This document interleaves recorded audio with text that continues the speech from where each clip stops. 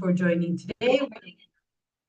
We are really happy to have you here for the second webinar of this series organized by WECF, Women Engaged for a Common Future, as part of the SURF Imagining Climate Just Futures project with the support of the European Union.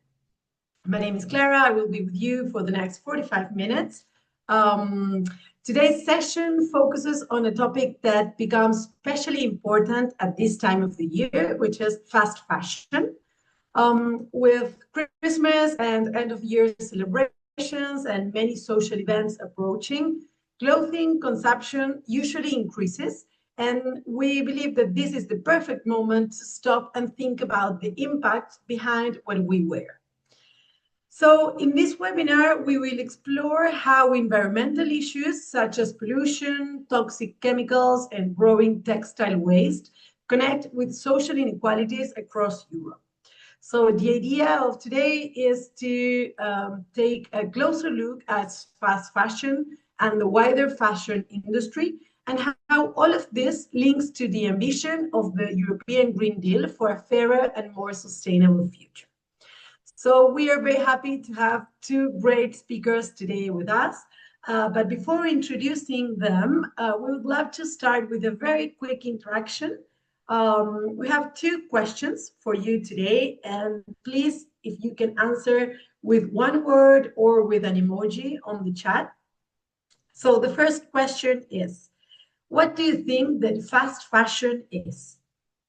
So please, you can answer with, also feel free to open your microphones if you feel like doing it. If not, you can just answer with one word or an emoji in the chat box. Okay, Isa, it's not really sure. Okay, fossil fuels, SAP, overwhelming, I like that one. Quick and cheaply produced trash, plastic.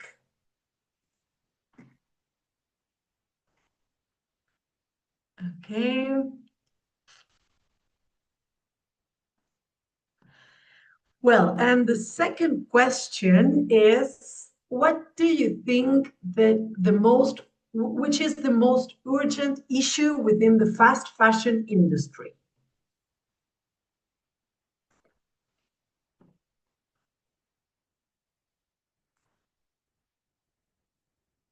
Human rights abuses, yes, definitely, Lucy, that's something very important.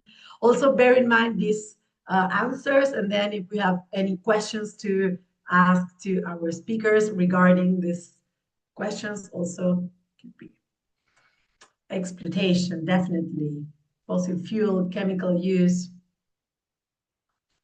Okay, so I think we have an audience that is really into the topic. So let's get started, and I will present our two speakers from today. So we have Emily Macintosh. Emily works at the European Environmental Bureau, the largest network of environmental citizens organizations in Europe, with over 190 members organizations in 41 countries. She has been working on textiles since 2018, following the development of the EU textile strategy and advocating for resources, use reduction, and sufficiency.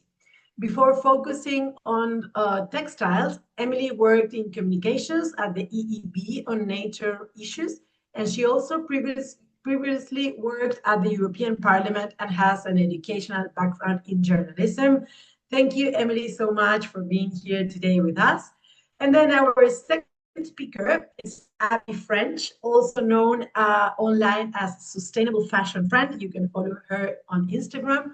And she's a sustainable fashion researcher and consultant with a BA in journalism and a master in communication and sustainable business innovation. And she investigates the parts of fashion that PR often glosses over and translates complex environmental topics into clear, accessible content for her huge audience. Her mission is simple: make real information accessible, because education is power and transparency is the first step towards change. Thanks so much, Abby, for being here today as well. So let's start with Emily. Thank you. Thank you very much. I'm just going to share my slides. Okay, great. So yeah, thank you very much, Clara. And thank you to WECF for inviting me to speak at this webinar on this topic. Yeah, my name is Emily, and as Clara already introduced, the European Environmental Bureau where I work, I won't repeat it, but I work on textiles and follow everything to do with EU policies relating to textiles.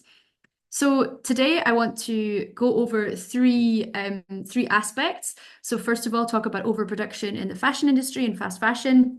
And it was great to see in the chat. It feels like everybody here is already very much engaged in the topic, and I'll be mentioning all the things that you all mentioned. And then I want to highlight what, from our perspective, are some of the main drivers of this situation. And then very briefly give an overview of the EU policy framework and the policies which are in development to try and solve some of these issues and offer some reflections on their effectiveness or lack of effectiveness. So first of all, overproduction. So what is overproduction? Well, we know we have overproduction because how do we know we have overproduction? Because we just need to open our eyes and look at the secondhand clothing market, because it's there that you see the impact, because it's quite simply oversaturated and overflowing with all these unwanted, cheap, discarded products. So we're collecting more products, collecting more used textiles than ever before because we're consuming more than ever before, and we're discarding them faster than ever before. But this high volume of collection, combined with the low quality and the lack of desirability, means that the sector, there's no resale value in a lot of these products. So sorters and collectors are pushed to financial breaking point. They're not receiving any financial support to deal with the sort of the impacts of overconsumption, and they're kind of providing this societal service for free, essentially. And of course, the secondhand sector and consuming secondhand is a good thing. But the problem is that we're now essentially the fact that you can discard clothing has been kind of become a sort of moral blank check that people can continue to consume as much because you can just discard it. But of course, there's no such thing as a way that goes somewhere. So, and we also see the vintage effect in terms of the best pieces are being sold consumer to consumer on resale platforms. And this is so we're not donating as many clothes of high quality to the social enterprises, to the social economy. So this is further denying collectors and sorters the ability to generate value from donated clothing. And there's an interesting article in British Vogue, which I recommend, which came out recently, called Am I Buying Too Many Secondhand Clothes, which goes into some of these aspects. So we're collecting all these clothing. Where do they all end up? As many of you probably know, a lot of Europe and the global north exports a lot of the used clothing to global south countries. There's been many investigations which have tracked this trade. One of the most recent ones was from our member Voice Ireland, where they, as you can see, them putting discarded clothing in the collection bins, and they put trackers on them, and they found that 95% of the discarded clothes were exported out of the country. And in the middle here, you have a picture of Kantamanto Market, which you probably all have heard of, in Accra, in Ghana, which is one of the largest secondhand markets in the world. And what happens is, again, I want to highlight this issue of resale value, because when receiving countries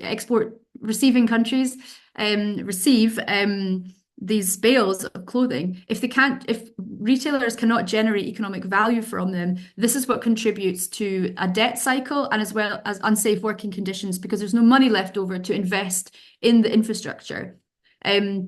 And then, of course, when all of these items eventually become waste, if they cannot be resold on, they end up as pollution in the environment. And 40% of the items approximately can be described as waste, which go through the market.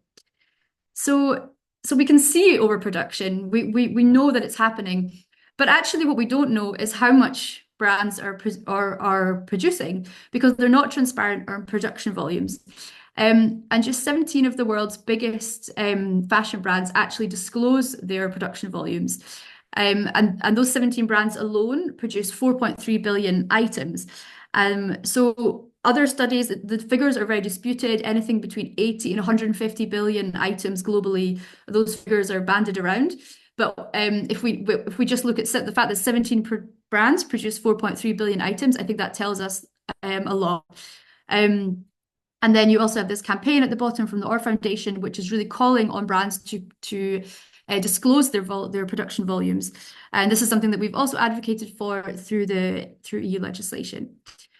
And then producing all of this, of course, has so many impacts on natural resources, pollution, and the toxicity and hazardous chemicals which are used to give so many different properties to the clothes that we wear. And of course, other impacts such as deforestation, use of water, impact on soil and land.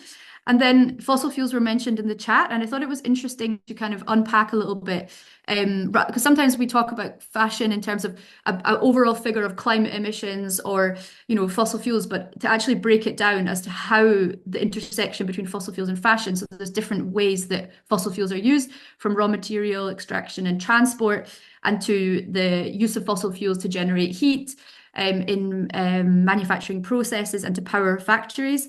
Of course, as I mentioned, to make plastic-related hazardous chemicals. But of course, fossil fuels are also the backbone of materials, and I'll come on to that in the next section, to produce fossil fuel-based synthetic fibers. So moving on so that's kind of an overview of what we see, what the situation is with overproduction. But why is this the case? I want to highlight three main drivers.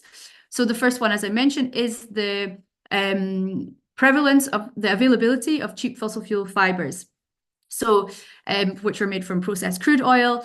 Over 60% of the total fiber mix in the world is made up of these fibers now.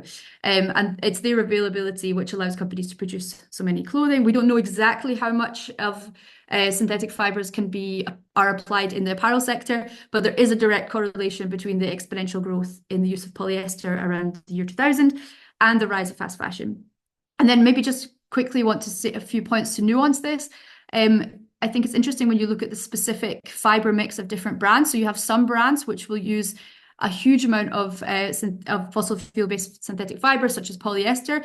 You'll have other brands which use much less, yet they might use but because of blends and elastane, so you might have a brand which is using a lot of cotton, but it's blended with a tiny bit of elastane, so you still have the sort of total waste fraction is still polluted with plastic, essentially. And it's also interesting to look at the particular item. So you could have a brand which is producing a lot of polyester-based items, but they're not designed to be kept and loved for a long time. So they will go through the system quite fast. But you might have other brands which are producing a high amount of polyester items, but yet they are designed to be used for a long time. So I think it's also good to nuance and to think about specifically where polyester is used. Maybe I'll go on to the next slide. And I'll just briefly say this because I think Abby will mention a bit more about marketing practices. But one of the main, so we talked about the drivers in terms of the actual products themselves and how they're made and how brands are able to produce so much using fossil fuel fibers. But brands are also able to produce so much because of the marketing and e-commerce infrastructure and the economic system in which they're sold. So we can all see that there's ever shorter production and trend cycles, which create this constant cycle of desire creation. And then there's specific aggressive social media marketing practices, which are driving this, and influencer culture, and some of the other examples you can see on the slide. And then I just want to highlight this one, the third aspect, which I think is quite interesting. It's a picture of a new campaign from the Belgian post service called bpost. And they have this slogan, which in Dutch and then translated into English is, "With bbox, you can return those 13 jumpers easily." And this is because the bpost have partnered with Temu. So you see the postal service actively partnering with e-commerce companies to facilitate the sale of small parcels. So that's also a huge driver of increasing rates of production. And then the most important aspect, and as was mentioned in the chat, that why brands can produce so many clothing is because this is produced off the backs of of workers in low-wage countries. So here it's really important to highlight the relationship between suppliers and brands. So because suppliers are are pushed by brands to cut corners if they cannot make enough profit from their orders, and then that is directly has an impact on the workers who are impacted by that. So through low wages, then repression of union activities, as we see at the moment in Bangladesh, and other examples of poor working conditions, which are all designed to maximize the output from workers so that you can produce as much as possible at as little cost. And I've also put at the bottom here some examples of some recent investigations. One into the situation in Taiwan, and then Public Eye from Switzerland did a really interesting study into Shein's labour practices. And also, I think it's really interesting the differences between different producing regions. You have very different types of labour markets. Okay, so that all said, a very brief overview of a huge complicated industry. I want to just kind of offer some insights into the EU policies. So this is a diagram I've made to kind of, Clara mentioned the European Green Deal in the beginning. So the European Green Deal came out in 2019. There was lots of different initiatives in that, one of which was the EU Textile Strategy, which came out in 2022. From that, you have all these different more legislative initiatives. And the ones in blue at the top are broadly speaking all about eco-design, and that's related to trying to push the worst products out of the market and create a minimum requirements of what can be placed on the EU market. The green boxes are all about the emerging waste framework. So that's looking at extended producer responsibility, which I'll go into a bit more in a second. And then you have other policies looking at labeling, how we label clothes, how brands can substantiate claims. And then you also have the corporate sustainability due diligence framework.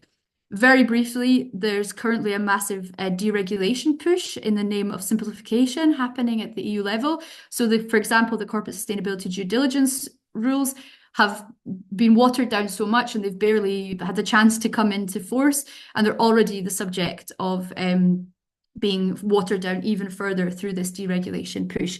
The Green Claims Directive is also delayed and we don't know when it's going to be finalised.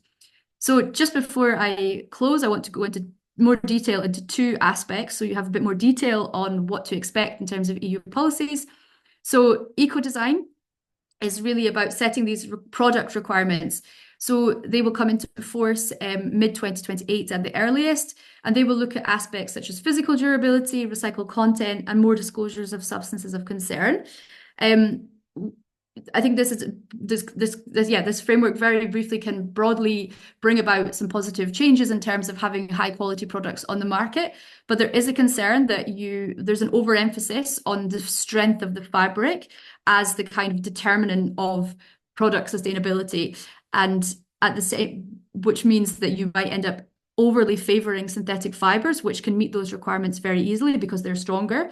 And it also disregards how we actually consume. If you think about your own consumption, I'm sure we've all discarded a product donated a product, not because it's broken as such, just because we don't want it anymore for many reasons, which are due to the price we paid for it, whether it's trendy anymore, whether we like it, so many different things. So I think the problem of the eco-design framework is it can bring about benefits, but it doesn't necessarily reflect the way consumption is happening.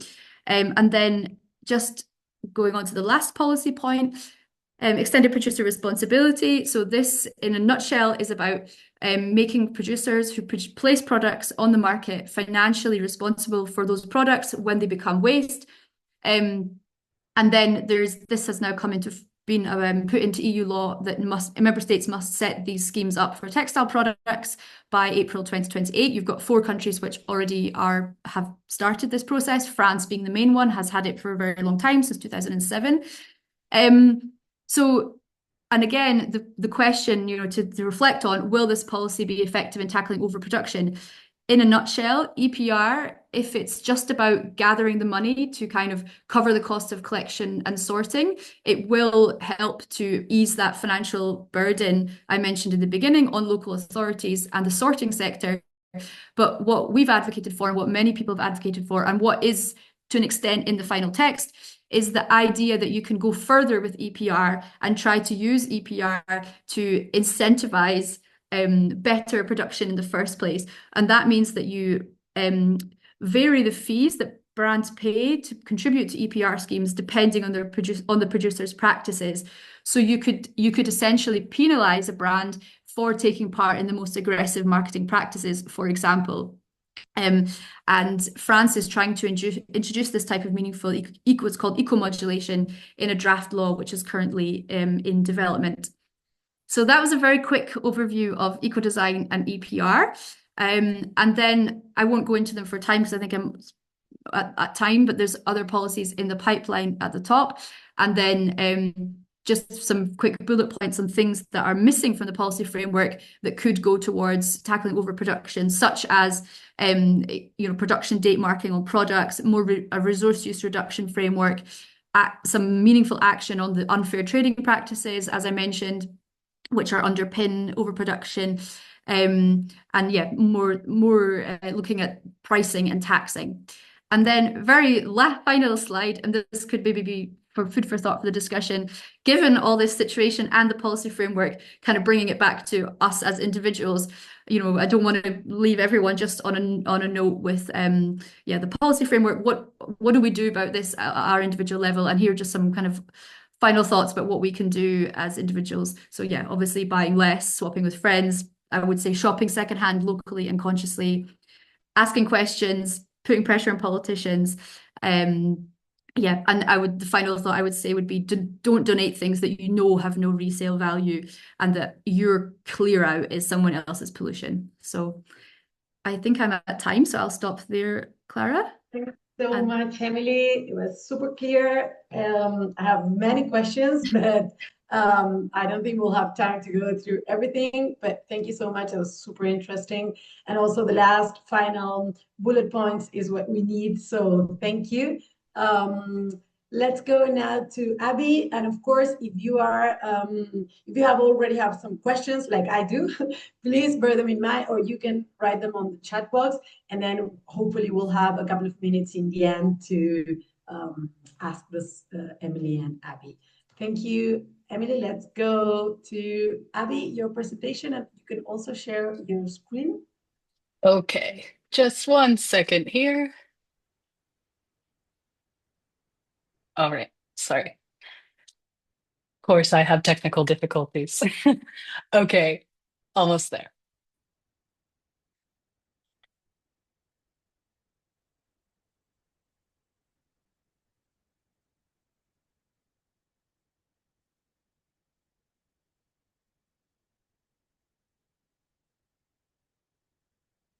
Sorry, guys. Okay, looks like I have to quit and leave. So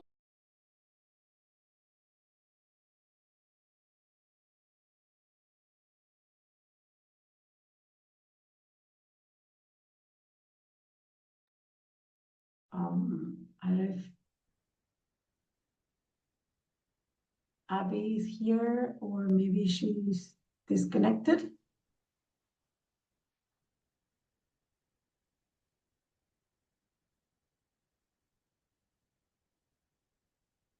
Let's wait to see if she can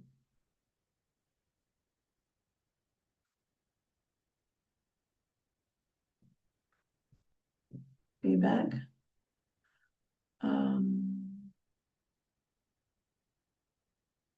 She will come back. Okay.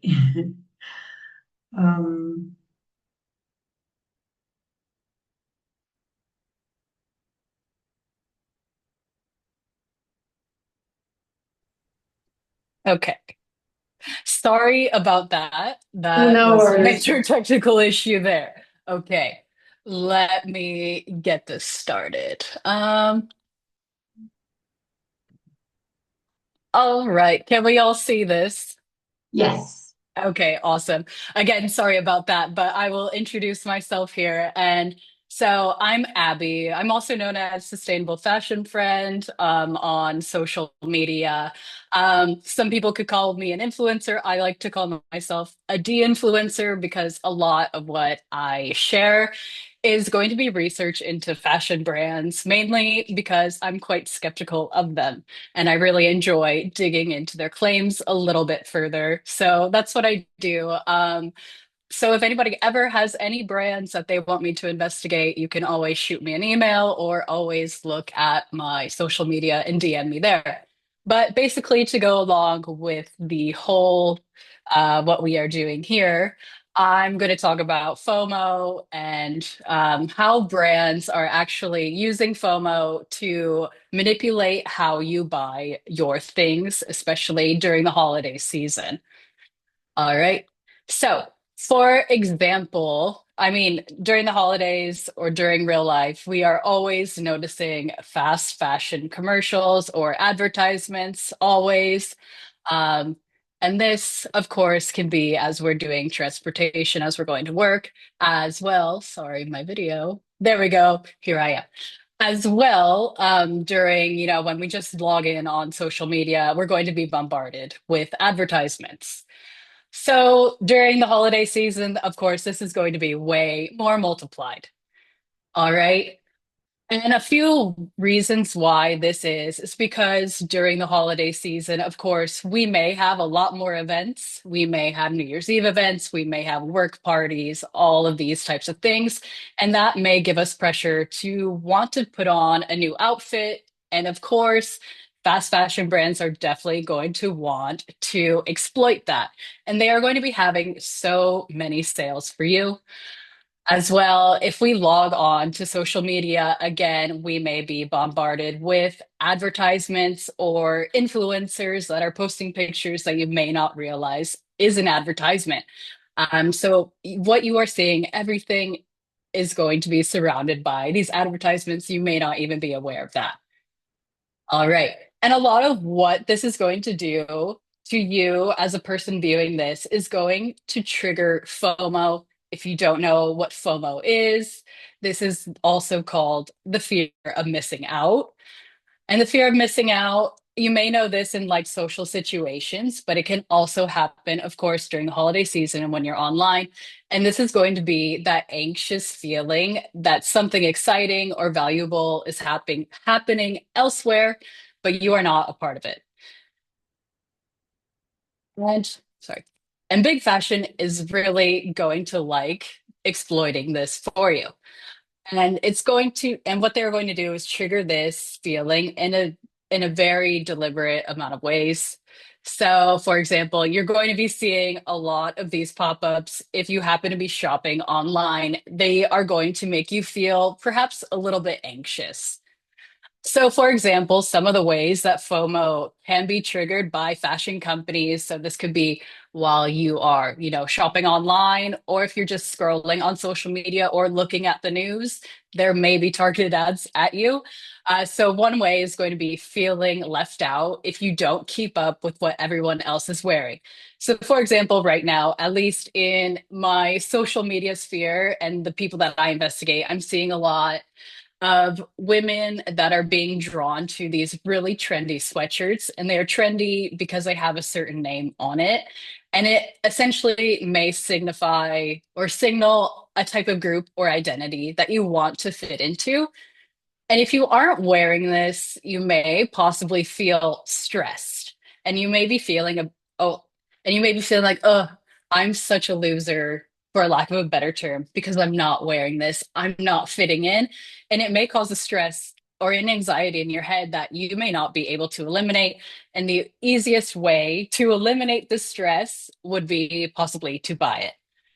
Another way would be thinking you're missing out on a deal, on a trend, or a limited item. Okay. Again, you may see these countdown timers. You may see the phrase selling fast. Again, that feeling is going to pop into your head and you want to relieve it. You may think, oh my God, it's going to disappear forever if I don't have this. So, again, easiest way to relieve this would be giving into it. So, as I'm mentioning, FOMO, with this anxiety, what it creates is going to make, or at least it could end up in fast emotional decisions. And this is exactly what fast fashion brands or even big fashion in general, that's exactly what they want. Because in the end, it may end up in a fast fashion purchase. It may be an extra purchase for them, something that you wouldn't normally buy. And for them, that is fantastic. But for you, it could be there may be some regret in the decision. And this is most likely because you didn't think the purchase through. You thought it was just going to disappear. So you wanted to take advantage of it. And when we aren't thinking our purchases through, for example, if we aren't looking at, am I just wearing this because it's trendy? Am I actually going to wear this in my real life? Does it fit in with what I'm wearing? If it doesn't really fit into the things that you're going to wear, normally it may end up in the back of the closet. And again, it may lead to not being well used as well. It can create issues with our financial decisions. And this regret that we have, again, it's going to trigger a type of emotion. And we may want to relieve that emotion. In some ways, buying something else can relieve that, but very, very quickly, and only for a limited bit. Again, this will create a cycle of that, as well as a cycle of overconsumption. And as we learned through and by Emily, this is a very, very giant problem that is going on that we have. It's going to exploit resources. It's going to hurt the environment as well as it's going to exploit the people that are making our clothing. But again, it is really good for fast fashion and big fashion brands. So how are brands really going to exploit this during the holiday season? Well, manufactured urgency and scarcity. So I'm telling you, if you go online, if you look at a website, probably right now, you may see a countdown and it's going to say, hey, if you don't buy this within this amount of time, this sale, this amazing deal, it's going to be gone forever and you're going to be sad. The same here. We have more. Zalando will also have this. You'll also see little pop-ups like last call 80% off. Again, an amazing deal. Why would you want to miss out on it? When are you ever going to get this again? Selling fast, last chance, limited time. These are all going to make us a little bit stressed out, and we want to relieve that stress. And that could be by buying that. Sorry, 1 second.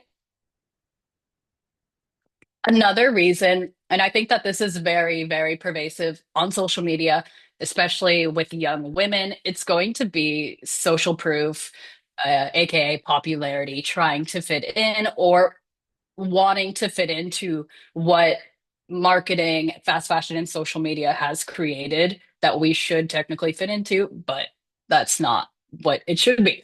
So, for example, you'll see this a lot on Revolve, and you'll see like the holiday hot list. Like, if you want to be hot, if you want to be cool, you should buy what we are showing you here. The ultimate cool girl gift list, things like that. It's trying to get you to fit into a certain category that you may aspire to be in, or that society has made you feel you need to aspire to be in. Again, selling fast. A lot of people are wearing this. Most loved. Again, everybody loves this. Yeah. Fire. This is amazing. Trending near you, the most viewed items by shoppers in your area. So if you want to feel included, perhaps, or if you want to be the one who knows what's going on in your area, you should try this. Best sellers. This is my favorite. The must-haves all your friends have been telling you about, making it seem like your friends are always talking about this and you should do it. Yeah, more fire. Winter must-haves. Trending, sold 10 items in the last 48 hours. This one will typically pop up on a specific item that you're looking at to really kind of give you that social proof that people are wearing this. This is what is hot right now. All right, and another one that I've very much noticed is constant newness. Again, overproduction. There's always new things popping up at us and new trends that we should feel a need to buy. So a new collection, your party season starts here. So with New Year's Eve, of course, we're going to need, as they say, those sequin sparkly dresses. Here you can find them all here and be perfectly prepared for whatever occasion may pop up. This is a new thing that I saw that, of course, here is a whole list of winter women's cold weather new arrivals, a category I didn't even know that we needed to have of new arrivals. Just dropped, of course, very popular, new styles added, and new arrivals. These are all going to make you feel like, hey, this is new things. This is interesting. I should be on top of this. And I should always know what is going on in the fashion industry. And another one that is very, very prevalent for the holidays is going to be emotional aesthetics and the holiday mood, getting you into the holiday vibe, making you feel it. So perhaps if you buy here, this was an advertisement, I believe, from Primark. We have, I mean, how I interpret this is if you buy here, you are going to have that happy, happy holiday that you are possibly dreaming of. The holiday party checklist. 'Tis the season. Here's everything you will be needing for the holidays. Holiday ready. You can't not be ready without these dresses. And festive knits. Let's get into the festive nude in the festive mood and wear our festive knits. Things like that. And another thing, which isn't really related to FOMO, but I just wanted to bring this up because I do think it is very important for overconsumption and things like that, is a lot of the stress that I've been mentioning before, they are going to offer convenience to you, and this could possibly make you buy more. So they are forming all this stress. Holidays here, holidays that. We have all these things for you to buy. Maybe you are overwhelmed, but don't worry. We are going to sort it out for you. We're going to have you shop by occasion. So every time, every new event, here's something, a new thing for you to buy with the holiday party, snow day, fireside cozy. As well, we can make it easier for you. And if you're stressed about your holiday gifts, here we already have it all laid out for you on what you could buy for whoever. And they're also going to make it very, very personalized for you using algorithms. Cyber Monday deals for you. It's going to make you feel like, wow, they really thought about this for me. I'm going to see what's there and what is recommended. And of course, a lot of our purchases may be facilitated by buy now, pay later, again, which is really not great when it comes to preventing overconsumption and unplanned purchases. So now, how can we shop smarter? One thing I will say in my personal experience that has very much helped me because I have not always been sustainable fashion friend. I can say that I have had issues with overconsumption, and this was back in my college years. But one thing that very much helped me was to unfollow, unsubscribe, and mute. So, for example, if you go onto social media and there are perhaps accounts that make you feel like you need to buy something after viewing their video, I very much suggest you to unfollow them because I think when you kind of filter out your social media to a way that is best for you and your mental health, at least, it really takes away the urge to shop.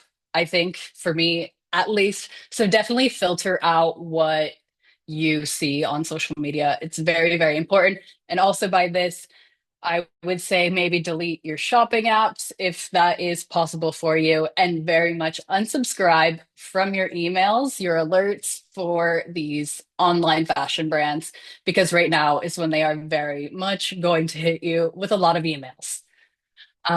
Another one is going to be use like a 48-hour, even a week pause rule. So let's say you have things in your shopping bag and you aren't sure if they're an impulse purchase or if you really need them. I definitely suggest taking a pause and seeing if you can actually forget about these purchases, because a lot of the time, when the heat of the moment is over, you may not even think about these items that are in your bag again. All right.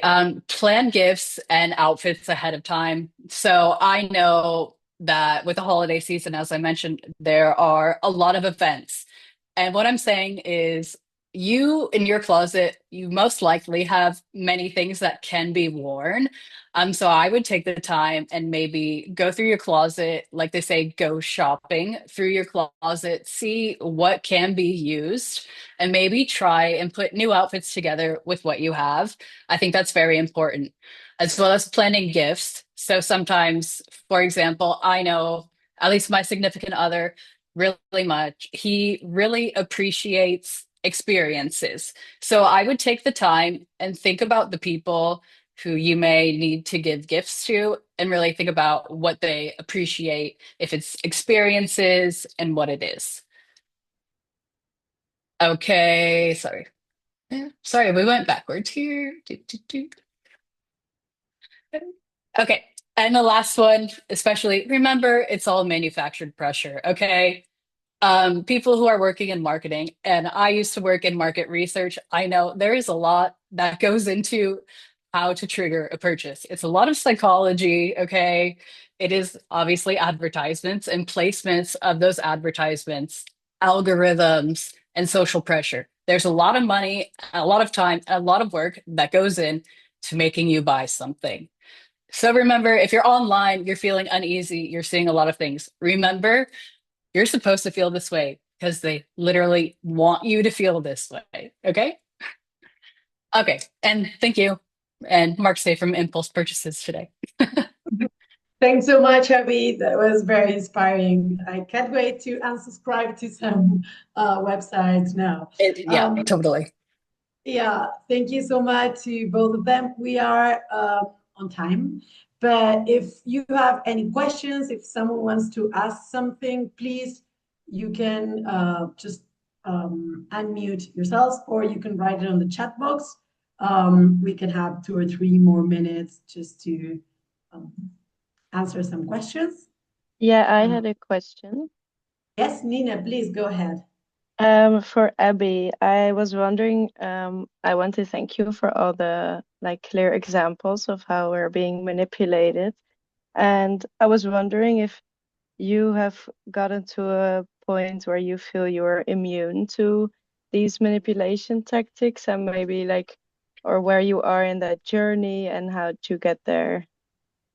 Okay. So I will say it's definitely been a journey over, I don't know, the past 5 years that I've very much been into this. But I would say, of course, there are things that would trigger me, but I think I do a really good job of blocking it out of myself. And I think at this point, I'm very, very skeptical, and I have researched so much into different brands and different marketplaces that I think I am getting a bit immune to it. The only thing that is an issue is my significant other. It hasn't really gotten to him yet. He's still very much, oh, there's a sale here, there's a sale here. But yeah, so I think I'm working on it. I think I'm still doing really great. I mean, my only issue I would say is sometimes on maybe like Vinted and things like that. But yeah. Yeah, very understandable. So actually another tip is to get your partners in on it as well. Yeah, I know. I really need to. He's better now. He's better now. Thank you. Yeah. Thank you, Abby. Is there any other question? If not, we have here one in the chat box. It says, oh, I think Emily already answered that one. Thank you, Emily. And we have another one from Eva. Do you know about any country that has banned publicity of fast fashion in addition to France? Yeah, I can't remember the specifics, but I think in Norway it's either a city or a region. I think it might be a city. They have banned advertising. But I'm not sure off the top of my head of like the scope and how they define it, but in the public space they have banned certain types of fast fashion advertising and advertising for products in general. Yeah, and just to say the question on the clothes within resale value, obviously it depends what it is, but I think ultimately if you can try and find a use, if you can try and use it as a duster to clean your house, or I had said the idea of stuffing cushions with old clothes, yeah, it's hard to think of things to use them with, or you can try, and if you're into sewing, to try and use them as your feedstock for your own sewing practice is also a good idea. And the other question. I think that the following question might be to Abby. So have you found there is a particular communication angle or messaging technique that works or resonates better with your followers? Or maybe to Okay. both. Yeah.